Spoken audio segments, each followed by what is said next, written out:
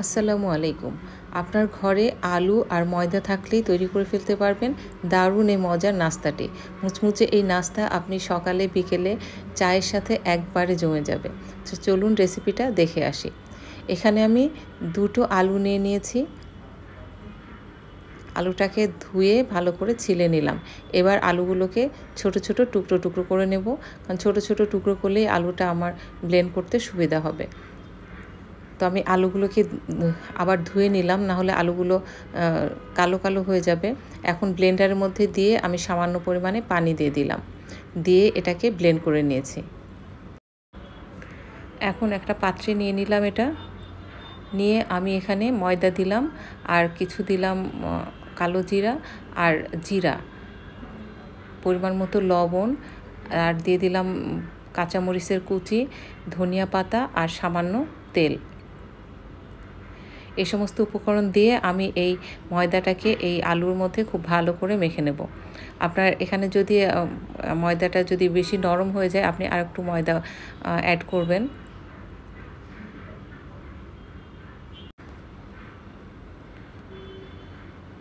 তো আমার এখানে ময়দাটা মাখানো হয়ে গেছে, আমি এখানে 10 মিনিটের জন্য রেস্টে রেখেছি।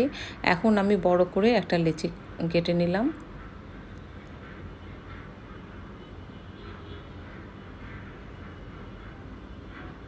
এবার আমি সামান্য গুঁড়ি ছিটিয়ে দিয়ে এটাকে একটা রুটি তৈরি করে নেব।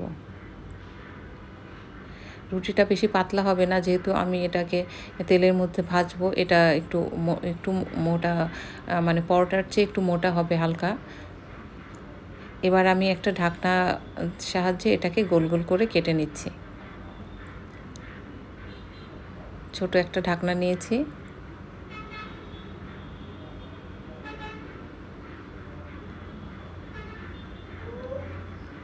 তো দেখতে পাচ্ছেন ছোট ছোট হয়েছে।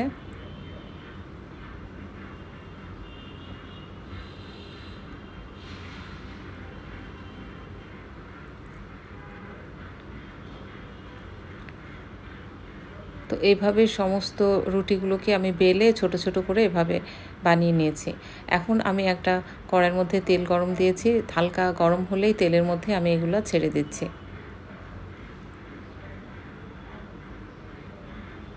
এটা আমি একবার একটু বেশি পরিমাণে দিয়ে দিচ্ছি। এটা মানে একটার সাথে আর একটা লেগে যাবে না।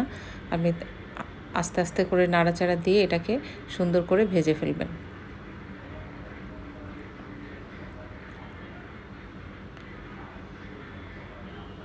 তো এটা ভাজতে ভাজতে যখন সুন্দর একটা গোল্ডেন কালার আসবে এবং মুচমুচে হয়ে যাবে, এটা তখন এটাকে তুলে ফেলতে হবে। এটা বেশি মানে হিট দিয়ে ভাজা যাবে না, আস্তে আস্তে হিটে একটু সময় নিয়ে ভাজতে হবে, যাতে এটা সুন্দর মুচমুচে হয়। তো আমার এটা ভাজা হয়ে গেছে। আমি দ্বিতীয় ব্যাচটাও ভেজে নিয়েছি এভাবেই।